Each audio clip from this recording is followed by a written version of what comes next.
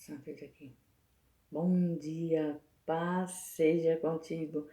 Que a graça, a paz, as misericórdias do Senhor esteja sobre a tua casa, sobre a tua vida. Que o Senhor abençoe a tua entrada, a tua saída, o teu sentar e o teu levantar. Deus é bom, Deus é fiel. A Ele toda honra, querido, a Ele toda glória, a Ele todo louvor e toda adoração.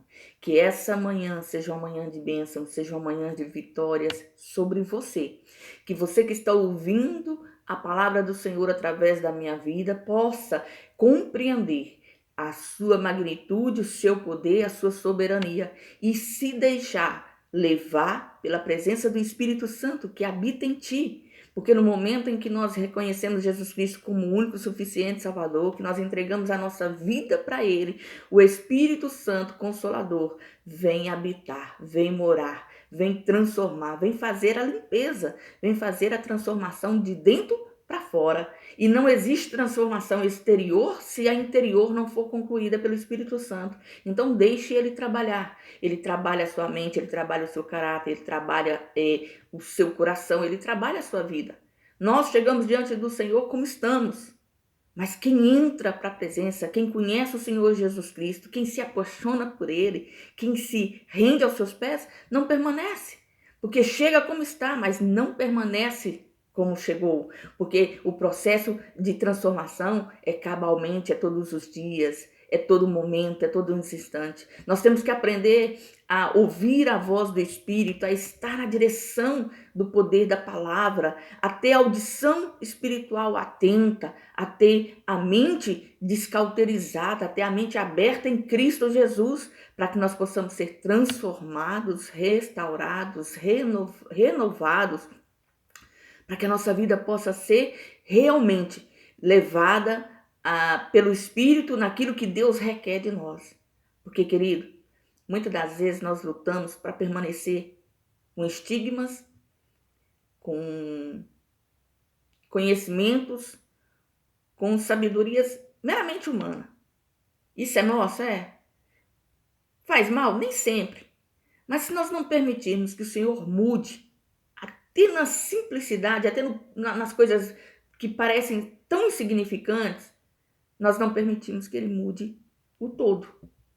Por isso é que nós temos que entender que Ele é o caminho, que Ele é a verdade, que Ele é a vida. E que nele, por Ele, são todas as coisas. E que a nossa vida tem que ser transformada, tem que ser mudada.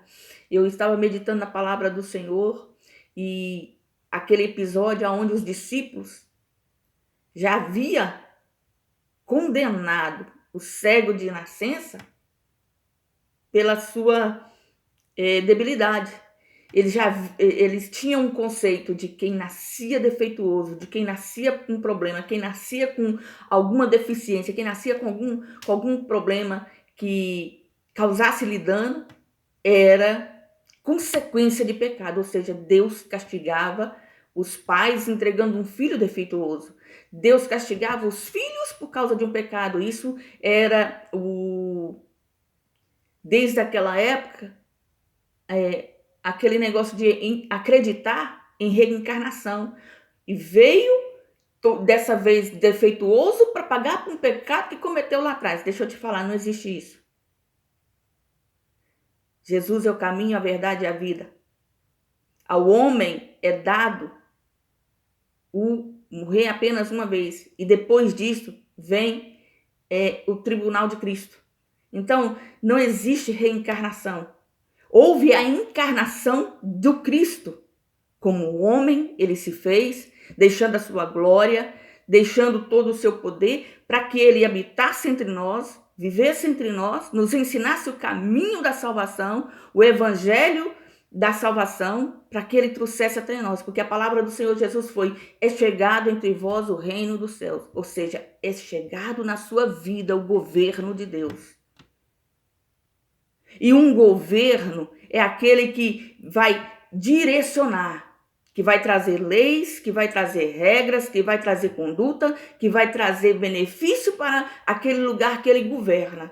E Deus na sua vida vai fazer isso. Ele vai trazer transformação, ele vai trazer regras, ele vai trazer despertamento, ele vai trazer conhecimento dele na sua vida para que você viva por ele, para que você saiba o quanto ele te ama e que ele pode sim transformar a sua vida. E Jesus, quando veio, foi isso que ele trouxe para nós: o governo de Deus sobre a nossa vida, o reino do céu sobre a nossa vida. Por isso que ele diz: buscai primeiro as coisas de Deus, porque as outras coisas vos serão acrescentadas. Então nós temos que buscar a presença, nós temos que buscar o poder, nós temos que buscar a direção. Os apóstolos, quando ia passando com Jesus, eles se depararam com aquele cego de nascença que estava no chão ali pedindo esmolas, porque a função de quem tinha um problema, que não podia trabalhar, era essa: pedir esmolas. Ele tinha que, de alguma forma, levar o sustento para si e para sua casa. E ele estava ali a pedir esmola, porque ele era cego de nascença. E naquela época não tinha como trabalhar. O pessoal não via ele como alguém que tivesse capacidade para o trabalho. E ele tinha essa função. E quando Jesus estava passando, os apóstolos, para não dizer: olha aí, tá vendo, pecou? Olha a consequência aí, ó, o que Deus fez. Mas eles foram sutis. Eles chegam para Jesus e falam assim: oh, quem pecou? O pai, a mãe, ele? Agora me fala, uma criança que nasceu cega, quando foi que ela pecou para adquirir a cegueira? Se não existe reencarnação. Então havia ali um equívoco, havia ali uma mentalidade equivocada sobre Deus, sobre o conhecimento de Deus. E Jesus traz a luz da palavra ali, o entendimento ao coração dos apóstolos, e manifesta o poder na vida daquele jovem. Porque quando aquele jovem é restaurado e é levado diante dos fariseus, ali ele revela que ele sabia quem era Jesus. Porque ele fala, ele abre a sua boca e declara diante dos homens conhecidos como os homens da lei, como as pessoas de entendimento, que se Jesus fosse pecador, e que todos sabiam, e todos tinham essa mente cauterizada, que Deus não ouve pecador, como é que ele abriu os olhos? Então ele tinha conhecimento da verdade de Deus, e Deus ali fez na sua vida o diferencial. Deus ali mudou a sua história para que manifestasse a glória de Deus. Talvez na nossa vida muitas coisas, muitos processos são difíceis, mas são necessários. Por quê? Para que nós tenhamos o conhecimento da verdade, para que nós nos aproximemos cada dia mais do Senhor, para que nós nos permitimos cada dia mais ser envolvidos na sua glória, envolvidos na sua graça, envolvidos na sua presença. Nós temos que descansar no Senhor. E às vezes nós estamos aflitos, tentando fazer as coisas na força do nosso braço, no nosso jeito, a nossa maneira. Já tentou pensar como Jesus pensaria? Já tentou calar quando Jesus se calou? Porque Jesus ele não se calou no momento de apregoar a palavra. Você sabe quando ele se calou? Quando os seus algozes estavam judiando, quando os seus inimigos estavam interpelando. Ele ficou calado como ovelha muda que estava indo para o matadouro. Ele não abriu a sua boca. E muitas das vezes nós queremos abrir a boca, mas no momento errado. Nós queremos tomar a decisão de fazer o que agrada o coração, porque é óbvio, eu quero o que é bom, eu quero o que me traz prazer, eu quero aquilo que me satisfaz. Mas o que te satisfaz vem de Deus? Vem das mãos do Senhor? Você já parou para ouvir a voz do Espírito Santo?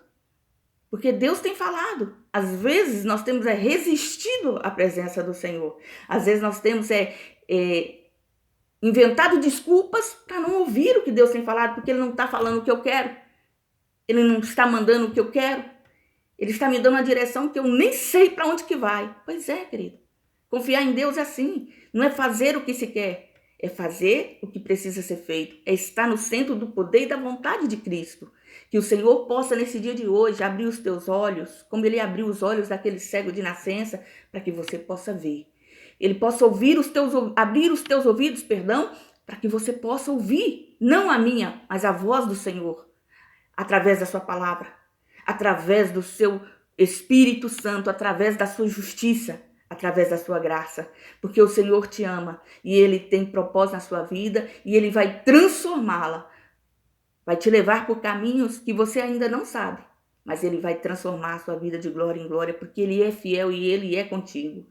Olha o que está escrito no livro de João, capítulo 9, primeiro versículo a seguir, diz assim: E passando Jesus, viu um homem cego de nascença.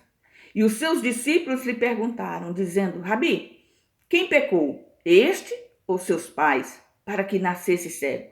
Jesus respondeu: Nem ele pecou, nem seus pais, mas foi assim para que se manifestem nele as obras de Deus. Convém que eu faça as obras daquele que me enviou enquanto é dia. A noite vem quando ninguém pode trabalhar. Enquanto estou no mundo, sou a luz do mundo. E tendo dito isto, cuspiu na terra e com saliva fez lodo. Untou com o lodo os olhos do cego e disse: Vai, lava-te no tanque de Siloé, que significa o enviado. E foi, pois, e lavou-se e voltou vendo. Queridos, que nós possamos permitir que haja manifestação da justiça, da graça e do poder e das misericórdias de Deus na nossa vida. Porque muitas das vezes nós estamos como esse cego. Quando Jesus o viu, Jesus estava passou por ele e o viu. Os seus discípulos ali começaram a interpelar que aquilo ali era castigo de Deus. Ou pecou o pai, ou pecou ele, ou pecou a mãe. Você acha que ele não ouviu? Eu acredito que ele ouviu. Mas você acha que ele ficou preocupado com a pergunta? Ele parou para ouvir a resposta. E ali Deus declarou, ali o Senhor declarou que aquilo havia acontecido na sua vida para que se manifestasse a glória de Deus. Talvez nós não tenhamos entendido isso, que a nossa vida tem que haver a manifestação da glória de Deus. O nosso caminhar tem que transmitir a manifestação da presença de Deus. A nossa boca tem que falar do amor de Deus. Nós temos que deixar que o Senhor limpe os trejeitos do passado, que Ele tire da nossa boca as palavras torpes, as palavras promíscuas, as palavras de mentira, as palavras de engodo, as palavras de engano, e que Ele coloque em nós mais dele e tire tudo que é nosso e lança por terra. Nós temos que permitir que o Senhor transforme a nossa vida, que quando éramos cegos do pecado, éramos cegos literalmente, espiritualmente, que nós passamos a ver a glória, passamos a ver a graça, passamos a ver a justiça, passamos a ver o poder, passamos a ver a face do Senhor. E quem conhece a face do Senhor não olha para o lado. Quem conhece a face do Senhor não olha para trás, olha para Ele, fixa os olhos nele e busca a sua justiça, e busca a sua presença, e busca a sua palavra. Que nesse dia de hoje você esteja na direção do Pai. Olhe para o alvo, olhe para Cristo. Pedro, o dia que estava caminhando sobre as águas, como Jesus caminhou, quando ele teve a ousadia e a intrepidez de pedir para que ele também caminhasse, no momento em que ele tira os olhos do Senhor, ele percebe que está afundando. E no momento em que ele percebe que está afundando, o que é que ele faz? Senhor, socorre-me. E o Senhor estende a sua mão. Queridos, Jesus está aí ao teu lado. Ele está com a mão estendida para te livrar do lamaçal do pecado, das obras impuras, das obras infrutíferas. É melhor perder e ganhar a sua vida do que segurar, reter e perder a salvação. Se você tiver que abrir mão de algo, abra. Mas não abra mão da palavra, não abra mão da presença do Senhor. Porque Ele é Deus e Ele é Senhor e Ele é soberano sobre a tua casa. Amém? Que essa palavra hoje fala ao teu coração. Medita nela. Ela está no capítulo 9 do livro de João. E que você possa, nesse dia de hoje, ser tocado pela palavra do Senhor. Amém? Se você me ouviu até aqui, eu agradeço a sua atenção. Louvo a Deus pela sua vida. Peço a você, deixe o seu like.